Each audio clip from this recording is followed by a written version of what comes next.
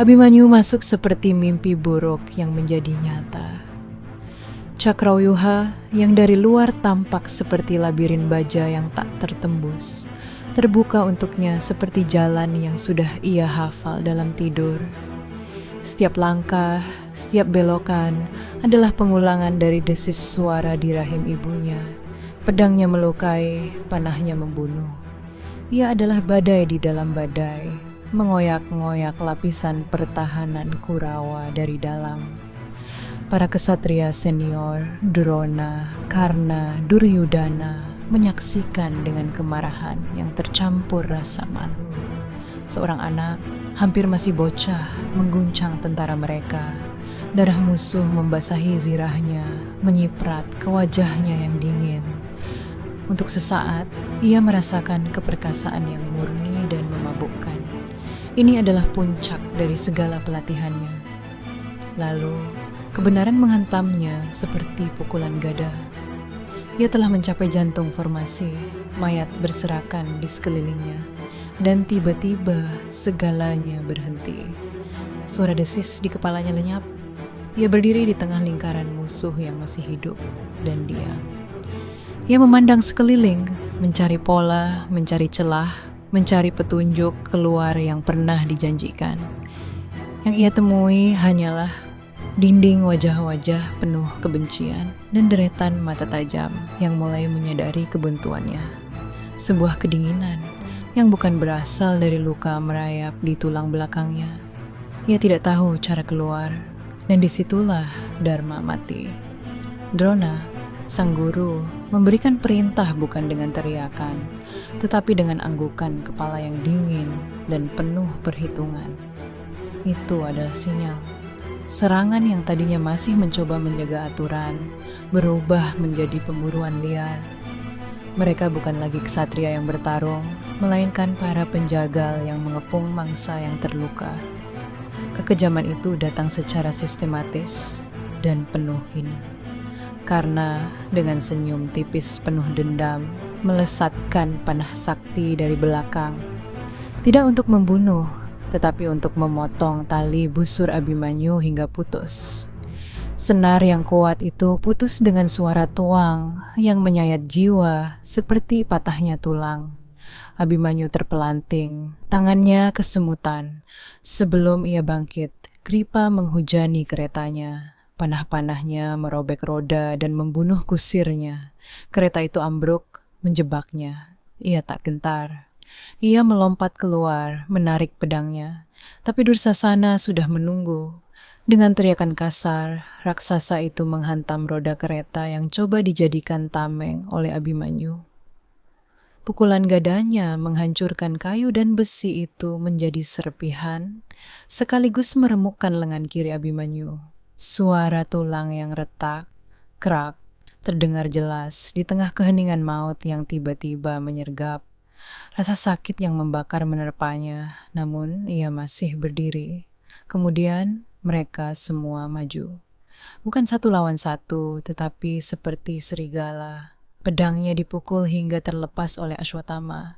Ia bertarung dengan belati. Belati itu disabetkan hingga jauh. Ia bertarung dengan tinju dan kaki. Mereka memukulnya, menjatuhkannya. Zirahnya yang indah dikoyak-koyak oleh sembarang senjata. Saat ia terbaring, terluka parah, bernafas tersengal-sengal di atas tanah yang becek oleh darahnya sendiri, Laksmana, putra Duryudana, melangkah mendekat. Wajah anak muda itu penuh dengan kebencian yang diajarkan. Tanpa ampun, ia menghujamkan tombaknya yang panjang ke perut Abimanyu yang tak terlindungi. Darah membanjir dari mulut Abimanyu. Bukan teriakan, tapi suara tersedak dari sebuah kehidupan yang diputus paksa. Matanya yang masih terbuka tidak menatap pembunuhnya. Ia menatap langit kelabu di atas Kurukshetra, seolah mencari jawaban dari langit yang diam. Tubuhnya yang perkasa itu akhirnya diam. Mereka tidak berhenti.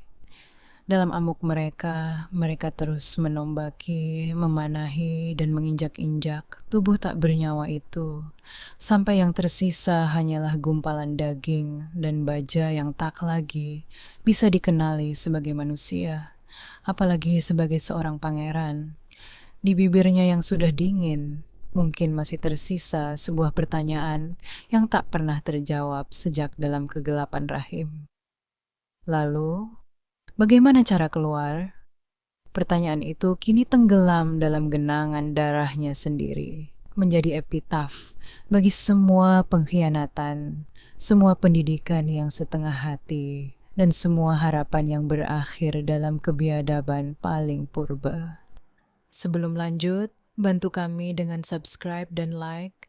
Semoga kalian sehat selalu dan diberikan rezeki yang melimpah. Amin. Mari kita lanjutkan. Dunia pertama, Abimanyu bukanlah cahaya, melainkan kegelapan yang hangat dan basah. Sebelum udara mengisi paru-parunya, sebelum ia mengenal sentuhan, suara pertama yang menembus dinding daging rahim ibunya adalah strategi pembunuhan massal. Saat Subadra, sang ibu, berbaring dalam kondisi setengah sadar antara terjaga dan mimpi, Arjuna, ayahnya yang jauh, datang dengan getaran kegelisahan seorang prajurit. Ia bukan bercerita dongeng, ia memberikan kuliah. Suaranya yang biasa mengguntur di medan tempur, kini menjadi bisikan serius yang menembus perut Subadra. Ia melukiskan formasi Cakrawuha bukan sebagai teori, melainkan sebagai organisme hidup yang haus darah. Abimanyu dalam bentuk janin yang masih berupa kemungkinan mendengar. Sel-sel otaknya yang belum matang tersambar petir pengetahuan terlarang. Ia memahami tarian maut itu, pola spiral yang menyesatkan, lapisan prajurit yang bergerak seperti gigi-gigi raksasa, poros tengah yang berdenyut layaknya jantung neraka. Setiap kata diukir ke dalam kesadarannya yang primordial menjadi naluri yang lebih dalam daripada bernapas. Subadra, yang tubuhnya menjadi jembatan bagi pengetahuan mematikan ini, perlahan-lahan dikalahkan oleh kelelahan. Lidahnya yang menjelaskan cara meloloskan diri dari perangkap maut itu mulai melambat. Kalimat Arjuna tentang bagaimana membaca celah, bagaimana memutar arah, bagaimana mengoyak formasi dari dalam, mulai terputus-putus. Suaranya memudar, digantikan oleh napas Subadra yang semakin dalam dan teratur. Tidur, sebuah pelindung alamiah bagi sang ibu, menjadi tirai besi bagi sang anak. Penjelasan itu terhenti tepat di puncak, di ambang penyelamatan, dan kemudian hanya ada sunyi. Di dalam rahim, benak mungil Abimanyu merekam ketidaklengkapan itu sebagai luka pertama. Ia telah diberi kunci untuk memasuki sangkar harimau, tetapi peta untuk keluar darinya telah dikoyak sebelum sempat diberikan. Pengetahuan itu menjadi cacat bawaan, sebuah takdir yang dirajut ke dalam sumsumnya. Cahaya pelita yang redup di kamar ibunya, tempat Arjuna mungkin sedang menatap wanita yang tidur dengan wajah khawatir, tidak pernah sampai padanya. Yang ia miliki hanyalah kegelapan, dan di dalam kegelapan itu bergema separuh mantra yang akan memanggil kematiannya kelak. Ia lahir bukan hanya dari percintaan Arjuna dan Subadra, tetapi dari kesenjangan pengetahuan yang pahit, sebuah warisan yang setengah jadi, sebuah pedang yang hanya memiliki mata satu sisi. Saat ia menarik napas pertamanya, tangisnya mungkin bukan hanya protes terhadap udara dingin dunia, tetapi juga ratapan untuk jalan buntu yang telah tertanam dalam jiwanya, menunggu hari untuk dieksekusi. Masa kecil Abimanyu bukanlah masa kanak-kanak. Ia adalah ritual penggemblengan yang diselimuti kegelapan, di mana tawa diganti dengan hentakan nafas terengah, dan mainan adalah segala hal yang tajam dan bisa melukai. Arena latihannya adalah sebuah lingkaran tanah gersang yang selalu basah oleh keringat, dan sesekali percikan darah dari lukanya sendiri. Udara di sekitarnya bukan membawa aroma rempah atau kue, melainkan bau besi panas yang ditempa, kulit yang terbakar matahari, dan debu yang tak pernah benar-benar reda.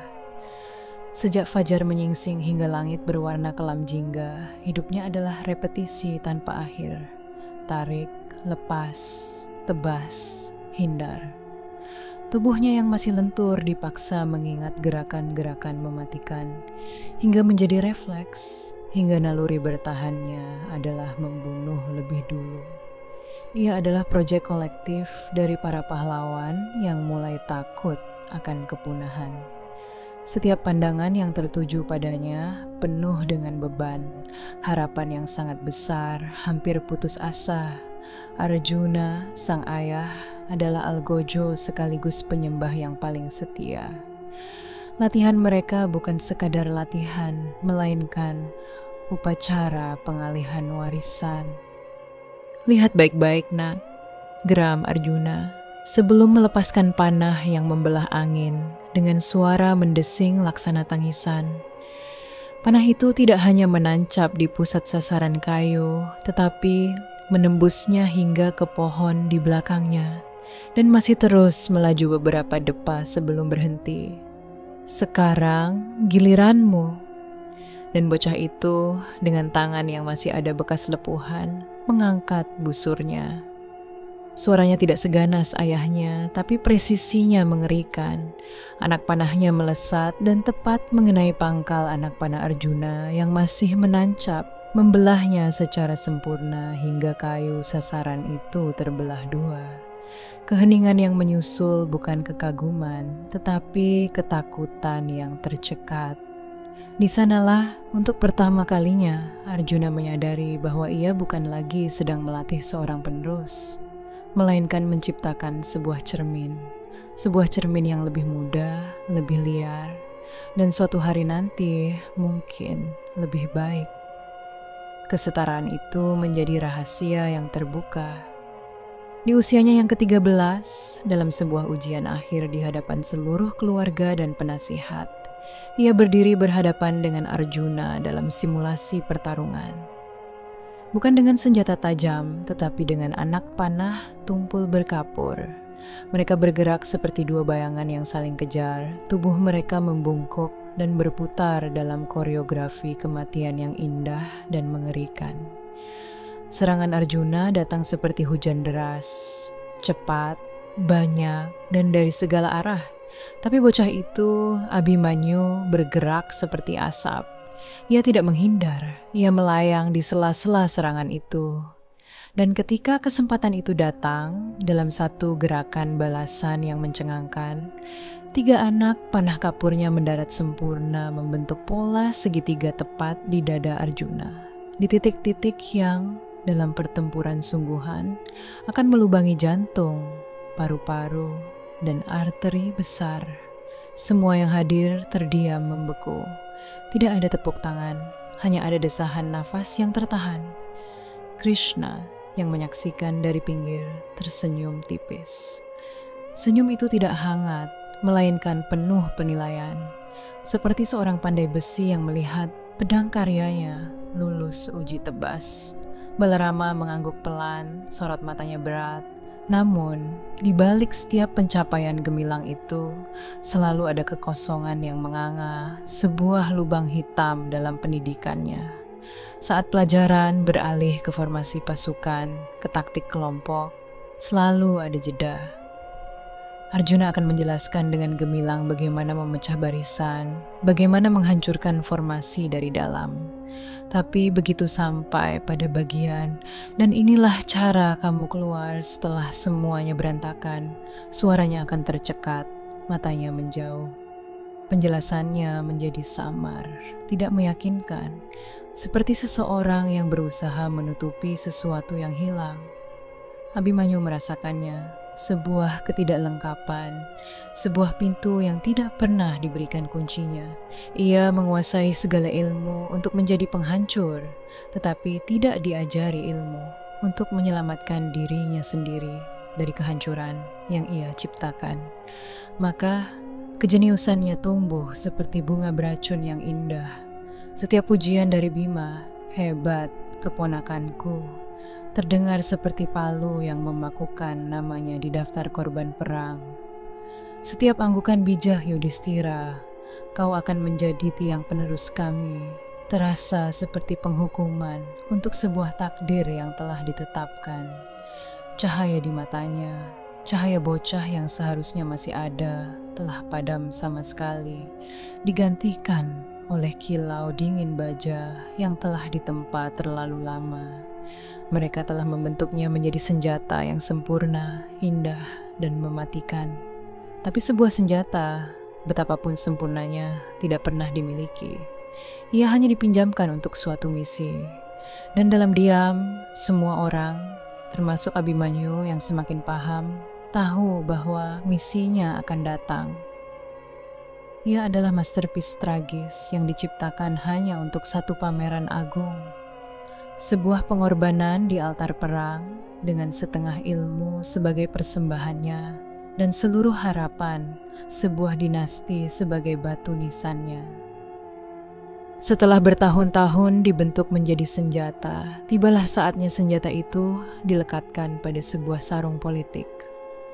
Dari arena latihan yang keras dan penuh beban, Abimanyu dipindahkan ke sebuah ruang pengantin yang megah, namun terasa seperti kamar mayat yang dihias.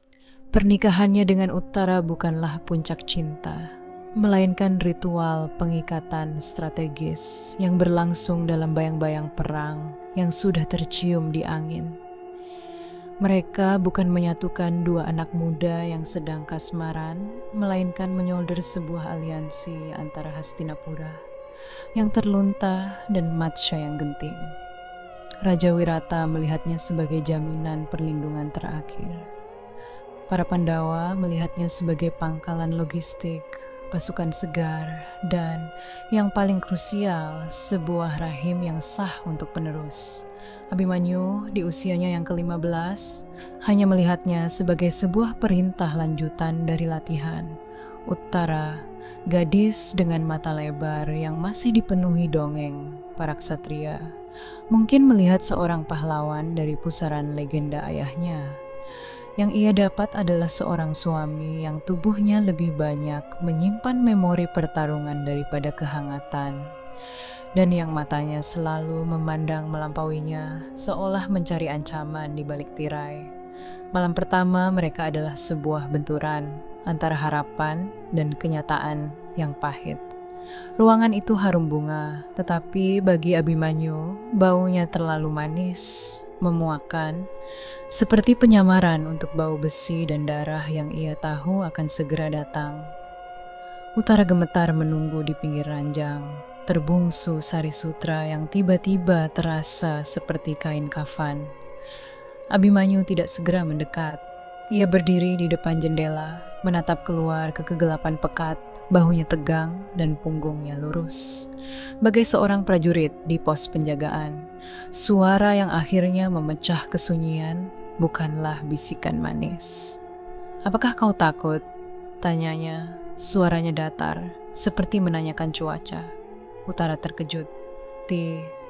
Tidak," jawabnya, sebuah kebohongan kecil yang pecah di ujung nadanya. "Bagus," gumam Abimanyu masih membelakang. "Ketakutan adalah kelemahan, dan di hari-hari yang akan datang, kita tidak akan mampu memiliki kelemahan." Ia akhirnya berbalik, cahaya lilin menari-nari di wajahnya yang tampan namun keras. Ia mendekat, tetapi langkahnya bukan langkah seorang pemuda yang mendekati istrinya. Itu adalah langkah pendekatan seorang prajurit memasuki wilayah asing. Sentuhannya, ketika tangan kasar akibat memegang busur itu akhirnya menyentuh pundak Uttara yang mendadak kaku, bukanlah belayan. Itu adalah inspeksi. Ia memeganginya dengan cara yang sama. Ia memegang gagang pedangnya untuk mengukur keseimbangan, untuk merasakan titik lemah di balik kain. Cuman yang ia berikan ketika akhirnya bibir mereka bertemu, terasa seperti cap stempel di atas dokumen perjanjian. dingin, resmi, dan penuh dengan beban sebuah transaksi yang jauh lebih besar daripada dua hati muda. Di balik pintu, sorak-sorai pesta pernikahan masih terdengar, tetapi di dalam ruangan itu, yang lahir bukanlah cinta. Yang tertanam adalah sebuah benih yang bukan untuk kebahagiaan, melainkan untuk sebuah kelangsungan dinasti yang harus dibayar dengan harga yang belum mereka pahami sepenuhnya. Malam itu, Abimanyu tidak mendapatkan seorang istri. Ia mendapatkan sebuah misi baru untuk melanjutkan darahnya agar pedang yang bernama Pandawa tidak patah tanpa waris. Dan Utara dalam pelukan dingin sang ksatria muda untuk pertama kalinya merasakan angin dingin dari takdir yang jauh lebih besar dan lebih mengerikan daripada yang pernah ia bayangkan dalam dongeng-dongengnya. Dunia luar akhirnya menyusul dengan kekerasan yang telah lama dinantikan oleh darahnya. Perang Kurukshetra bukanlah kejutan. Itu adalah pemenuhan janji gelap yang telah diisyaratkan sejak ia pertama kali memegang busur. Asap dan teriakan menjadi udara barunya. Kematian menjadi pemandangan sehari-hari. Di tengah hiruk-pikuk pertempuran itu, Abimanyu tidak merasa ngeri. Ia merasa pulang. Setiap lemparan panah, setiap tebasan pedang adalah penerapan sempurna dari setiap pelajaran di bawah matahari yang kejam. Ia membuktikan dirinya bukan sekadar anak didik, melainkan manifestasi dari semua ajaran mematikan itu, menebas musuh dengan keanggunan mengerikan yang membuat kesatria tua sekalipun bergidik. Kemudian, di hari ke-13, segalanya berubah.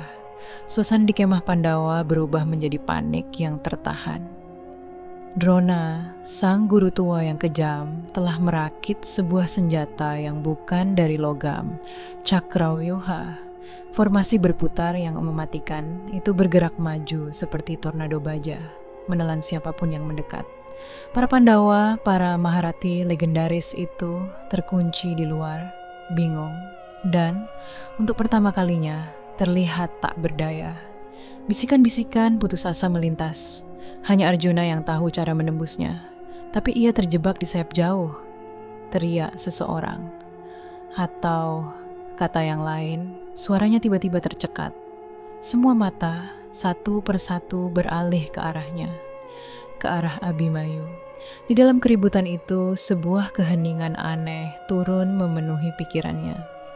Lalu, dari kedalaman ingatannya yang paling gelap, terdengar kembali desisan suara yang ia dengar di dalam rahim. Kata-kata ayahnya, diagram yang terbentuk dalam kegelapan, jalan masuk. Ia merasakan sebuah pengenalan yang mengerikan, seperti mengenali wajah Algojo sendiri. Abimanyu, seru Yudhistira, suara raja itu tegang. Kau ingat pelajaran dari ayahmu? Cara masuk ke formasi itu? Napasnya tertahan. Ia melihat ke sekeliling. Wajah-wajah para pamannya, Bima yang garang, Nakula dan Sadewa yang tegang, Yudhistira yang bermuka berat, semuanya memancarkan harapan yang nyaris putus asa. Mereka tidak memandangnya sebagai keponakan. Mereka memandangnya sebagai kunci. Sebuah kunci yang kebetulan memiliki bentuk manusia. Di belakang mereka, ia melihat ayahnya, Arjuna, yang wajahnya pucat pasi, matanya membelalak dengan campuran kebanggaan yang pahit dan horor yang tak terucap. Arjuna mengangguk, sangat pelan, sebuah izin, sebuah pengakuan. Ya, suara Abimanyu sendiri terdengar asing di telinganya, datar dan yakin. Aku tahu cara masuk. Sorak-sorai kecil pecah di sekitarnya, tetapi tidak menyentuhnya. Karena di balik jawaban itu, di dalam lubuk hatinya yang paling dalam, bergema sebuah keheningan yang lebih keras. Suara ibunya yang tertidur, penjelasan yang terputus. Ia tahu cara masuk, tapi ia sama sekali tidak tahu cara keluar. Namun, tidak ada yang menanyakan itu. Tidak ada waktu. Takdir yang telah merangkai dirinya sejak dalam kandungan, kini mengulurkan tangan. Dengan jantung yang berdebar bukan karena takut, melainkan karena penerimaan yang dingin. Abimanyu menghela napas. Ia memandang ke arah pusaran maut yang berputar di kejauhan. Cakrawyuha yang seperti mulut raksasa. Ia telah dilatih untuk ini, ditempa untuk ini, dilahirkan untuk ini. "Buka jalan untukku," katanya. Suaranya sekarang seperti gemericing baja. Ia mengenakan zirahnya. Ini bukan lagi latihan. Ini adalah eksekusi dari sebuah rencana yang setengah jadi. Dan dirinya adalah peluru yang akan ditembakkan ke dalam kegelapan tanpa jalan kembali. Kabar kematiannya tidak sampai sebagai bisikan, tetapi sebagai gelombang kejut yang membelah kemah Pandawa. Saat tubuhnya yang hancur dibawa pulang, keheningan yang menyergap lebih mengerikan daripada teriakan. Darah di wajah Bima bukan lagi dari musuh, melainkan air mata kemarahan yang merah dan pekat yang meleleh dari matanya yang membelalak. Yudhistira, sang raja Dharma, terduduk, tangannya menggenggam debu Kurukshetra seolah ingin meremukkan ketidakadilan dunia. Wajahnya bukan lagi wajah seorang raja, melainkan topeng penderitaan yang retak. Namun, transformasi terparah terjadi pada Arjuna. Ia tidak berteriak, tidak menangis. Ia berjalan mendekati jasad putranya, dan kesunyian yang memancar darinya lebih dingin dari kematian. Ia menatap wajah Abimanyu yang sudah tak berbentuk, dan dalam cermin darah itu, ia melihat pengkhianatannya sendiri, pelajaran yang sengaja tak diselesaikan, takdir yang dengan pasif ia setujui. Lalu, dari kedalaman sunyi itu, lahir sebuah sumpah. Suaranya ketika berbicara tentang Jayadrata bukan lagi suara manusia, melainkan gemuruh dari bumi yang terluka. "Sebelum matahari terbenam esok, aku akan menebas kepala Jayadrata atau membakar diriku sendiri." Itu bukan sekadar sumpah balas dendam. Itu adalah pembakaran terakhir dari sisa-sisa Dharma yang rapuh. Kematian Abimanyu bukanlah akhir. Ia adalah batu pertama yang dilemparkan ke dalam sumur kemarahan yang dalam, dan gema yang tercipta adalah gelombang kekerasan yang akan menyapu segala aturan, segala belas kasihan dari medan perang. Perang besar para ksatria berakhir di sana. Yang dimulai keesokan harinya adalah pembantaian. Abimanyu dalam kematiannya telah menjadi algojo bagi masa depan musuhnya sendiri, membebaskan para Pandawa dari semua belenggu kehormatan dan mengubah Kurukshetra menjadi tungku pembakaran bagi segala sesuatu yang mereka pernah percayai. Kemenangan di Kurukshetra ternyata adalah ilusi. Sebelum pesta kemenangan yang pahit berakhir, asap kebencian lain telah mengepul. Aswatthama, putra Drona yang jiwa dan kehormatannya telah dikubur bersama ayahnya di medan perang, bergerak di kegelapan. Bukan sebagai ksatria, melainkan sebagai tukang jagal malam. Dengan pembakaran dan pembantaian, ia menyapu perkemahan tidur, menghabisi Drestadyumna, Sikandi, dan dalam kesalahan yang paling mengerikan, kelima putra Drupadi yang masih bocah, mengira mereka adalah Pandawa. Keesokan harinya, kemah yang seharusnya merayakan kemenangan berubah menjadi kuburan kedua. Jeritan Drupadi bukan lagi ratapan, melainkan kutukan yang menyayat langit. Arjuna dengan tubuh yang telah lelah berperang dan jiwa yang telah mati sejak kematian Abimanyu kembali mengangkat senjata. Pengejarannya bukan untuk keadilan, melainkan pemburuan. Terakhir seorang ayah yang kehilangan segalanya. Mereka menemukan Aswatthama di tepi sungai yang sunyi. Wajahnya telah menjadi topeng kegilaan murni. Disinilah semua sisa aturan perang dicabik hingga akarnya. Bukan duel yang terjadi. Aswatthama dalam keputusasaan yang najis mengucapkan mantra terlarang, Brahma Sirastra. Ia tidak lagi membidik Arjuna, niatnya lebih jahat, pemusnahan seluruh garis keturunan Pandawa. Senjata dewata itu meluncur, membawa niat pemusnahan total. Arjuna membalas dengan senjata yang sama. Dua kekuatan pemusnah kosmis hendak bertubrukan, mengancam melenyapkan lebih dari sekadar manusia. Tetapi mungkin dunia itu sendiri. Para resi turun memerintahkan mereka menarik kembali senjata itu. Arjuna, melalui disiplin spiritualnya yang tertata, berhasil memanggil kembali energinya. Aswatthama tidak bisa. Kekuatannya telah dikendalikan oleh kebencian murni, dan kebencian tidak mengenal kendali. Tapi energi itu harus pergi ke suatu tempat. Dengan senyum gila penuh kemenangan, Aswatthama mengalihkan senjata maut itu ke satu-satunya target yang tersisa. Rahim utara yang sedang mengandung janin Parikesit. Itu adalah pembunuhan terakhir, pemutusan garis darah yang paling keji. Dan sekali lagi, dari pusaran takdir inilah Krishna bertindak. Bukan dengan kekuatan kasar, tetapi dengan kearifan yang melampaui mantra. Saat energi pemusnah itu turun menuju janin tak berdosa, Krishna membungkusnya dengan perlindungan ilahinya, menetralisir kutukan menjadi anugerah pelestarian. Janin itu selamat, tetapi selamanya terukir oleh pertemparan kosmis yang hendak menghancurkannya. Ia diberi nama Parikesit, yang telah diuji karena telah selamat dari ujian paling kejam sebelum sempat melihat dunia. Arjuna tidak membunuh Aswatthama. Ia melakukan sesuatu yang lebih kejam. Dengan tangan dingin, ia mencungkil permata di dahi Aswatthama, sumber segala kesaktian, kehormatan, dan kemanusiaannya. Darah mengucur deras dari luka yang tak akan pernah sembuh. Aswatthama dikutuk untuk mengembara abadi di tepi-tepi peradaban, menjadi bayangan yang busuk, hidup dalam penderitaan tanpa akhir, mengingat setiap detik kebencian yang menghancurkannya. Kemenangan atas Aswatthama tidak terasa seperti kemenangan. Itu adalah pemakaman terakhir untuk segala ilusi tentang kemuliaan perang.